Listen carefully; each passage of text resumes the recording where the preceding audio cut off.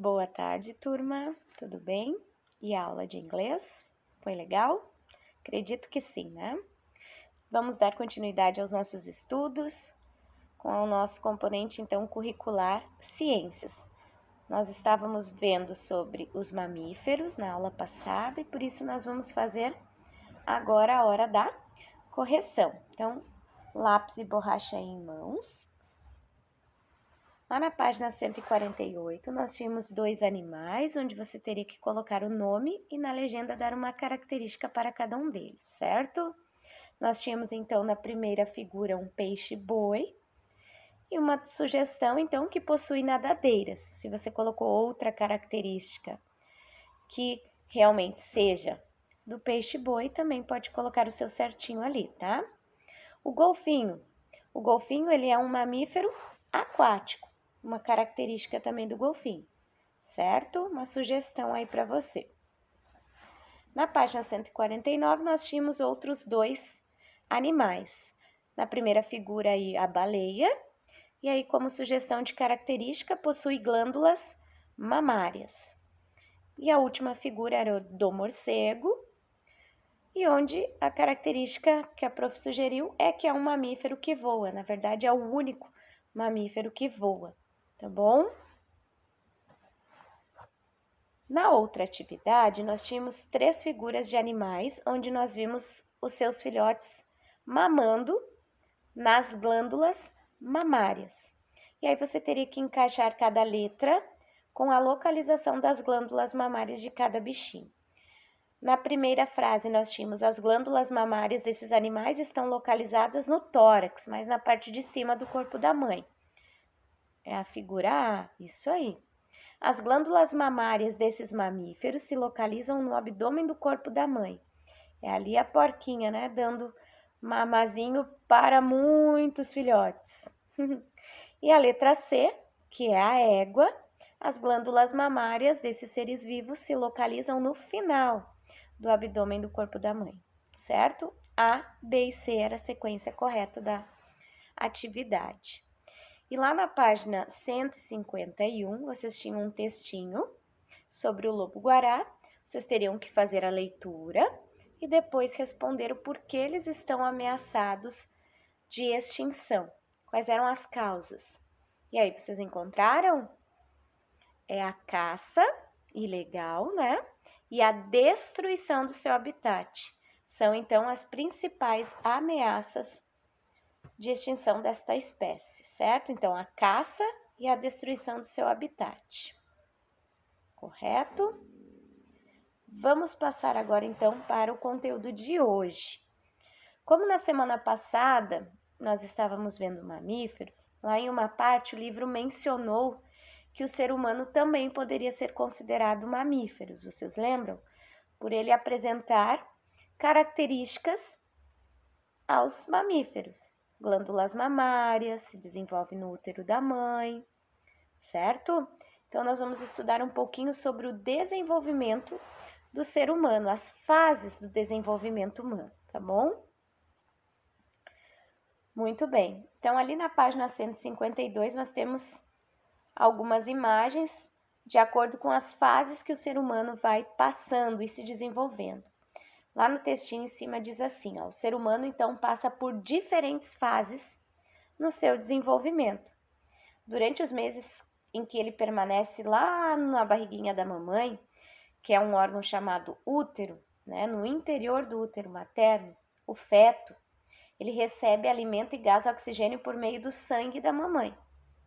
E depois que ele nasce, então o bebê tem que se adaptar a um novo ambiente, né, fora do útero da mamãe. E ele vai ter que continuar a se desenvolver até se tornar uma pessoa adulta, certo? A prof trouxe uma figura aqui para vocês, como é dentro do útero da mamãe. Olha só que especial, como Deus cuida dos detalhes. Vocês estão vendo um cordãozinho ali, pertinho dos braços do bebê? Isso, ali é o cordão umbilical, ele fica ali no nosso umbigo, né? E ele serve para quê, turminha? Ele é responsável em levar o alimento para o bebê, para o feto.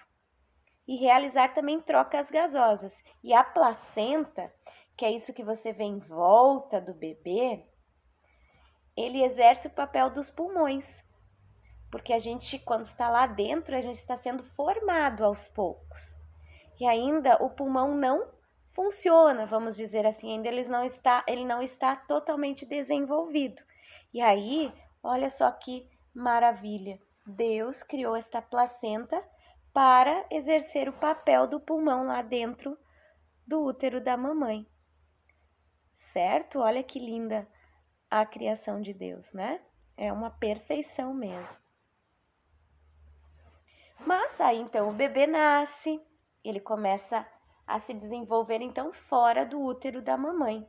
E na infância, fase que vai aproximadamente até os 10 anos, ó, vocês estão quase já no final desta fase da infância, né? Faltam 2 anos, certo? E aí, os responsáveis que ajudam vocês, né? O papai, a mamãe, durante essa fase, o papai ensina a sua alimentação adequada, leva para fazer vacinas, né? Eles têm todo esse cuidado no seu desenvolvimento. Ali diz assim, ó, nessa fase é importante então que as crianças tomem as vacinas necessárias para evitar muitas doenças perigosas. Então, vacina, turminha, não é remédio que cura a doença.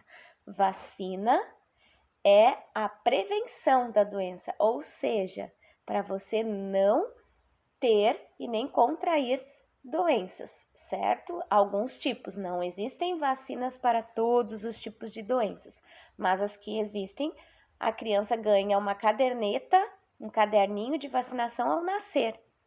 E a mamãe leva para casa e a mamãe e o papai que são responsáveis em levar você até um posto de saúde, até uma clínica, para fazer então todas essas vacinas, né? Desde quando você nasce, você já está fazendo vacinas, até mesmo lá dentro do hospital, no primeiro dia de vida, você já recebe vacina, certo? E aí depois tem um programinha lá que a mamãe precisa ficar acompanhando, levar você ao pediatra com regularidade para que você se desenvolva de uma forma saudável.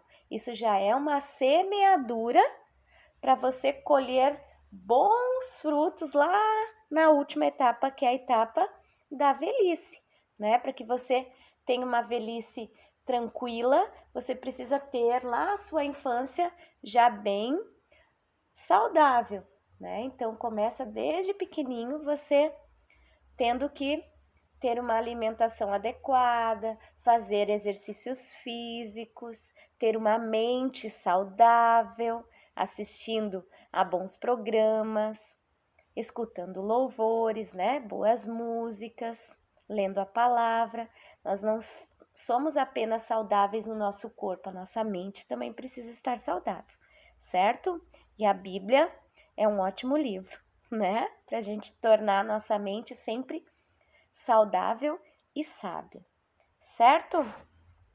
Mais adiante, nós temos ali a adolescência. Então, depois dos 10 anos, turminha, nós vamos passar para a faixa etária da adolescência, que é entre os 10 e 19 anos, segundo a Organização Mundial de Saúde.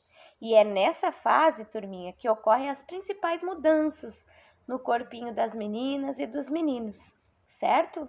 Os meninos podem começar a engrossar a sua voz, né? Podem surgir pelos no rosto. Ali nessa imagem que a prof vai colocar agora, mostra ali então que os adolescentes passam por grandes mudanças físicas, né? Já estão maiores, o rosto já ficou diferente daquele formato de criança, certo? Então sofrem bastante transformações.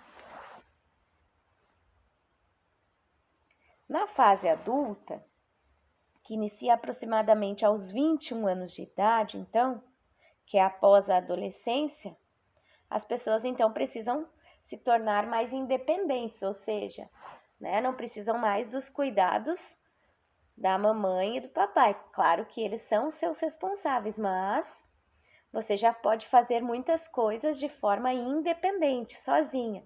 Por exemplo, já começar a pensar num trabalho, né? Ter a sua forma de se sustentar, tomar decisões, né? E aí na velhice, vocês também têm algumas mudanças no corpo, né? Os cabelinhos podem ficar brancos, a pele pode se tornar um pouquinho mais enrugada, e a saúde do idoso também pode se tornar um pouco mais frágil, mais delicada. Por isso que a prof falou lá no início, né? Para que você tenha uma velhice tranquila, você precisa ter uma alimentação lá na sua fase inicial bem saudável, para que a sua velhice também seja mais tranquila. E existe um estatuto, assim como existe um estatuto que protege, são leis que protegem a criança, existem as leis que protegem o idoso também, vocês sabiam? E aí, essa faixa etária que eles chamam de fase do idoso é a partir dos 60 anos de idade. A prof vai ler para vocês uma das leis que estão lá no Estatuto do Idoso, tá? Olha só, lá no artigo 3 do Estatuto do Idoso. É obrigação, turminha, em respeito ao idoso. É obrigação da família, da comunidade, da sociedade e também do poder público, dos governantes, assegurar ao idoso nessa faixa etária, com absoluta prioridade, em primeiro lugar, efetivação do direito à vida, ter direito à saúde, à alimentação, à educação, à cultura, ao esporte, ao lazer, ao trabalho, à cidadania, à liberdade, à dignidade, ao respeito e à convivência familiar e comunitária. Nós, vocês como netos, né, têm o dever, né, turminha, de respeitar os mais velhos. Eles têm tanto a nos ensinar. Então, a gente precisa entender que todos nós vamos chegar nessa fase. E aí, nós queremos ser bem cuidados, bem tratados? Então, vamos semear isso na vida dos nossos avós e dos outros que estão ao nosso redor. Certo, turminha? O respeito, né? Então, eles têm leis que asseguram. Nos ônibus, por exemplo, né? Eles têm lugares específicos. Então, se ele subir no ônibus, por exemplo, ele precisa ter um lugar para ele assegurado, tá? Assim, em outros lugares, eles podem ter preferência na fila dos bancos, então eles não precisam parar atrás. Se tiver uma fila enorme, eles têm uma fila de prioridade, então eles podem passar na frente. Eles têm várias leis que asseguram, então, esta prioridade no atendimento, certo? Então, era isso. Hoje a nossa aulinha, a prof vai deixar a atividade como teminha.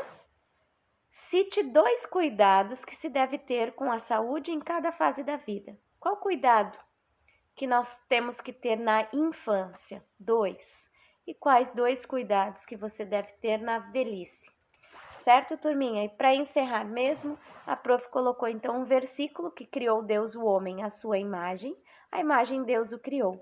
Homem e mulher os criou. Então, tudo que a gente viu agora foi pelas mãos de Deus que foram criadas, certo? Um grande abraço e até mais.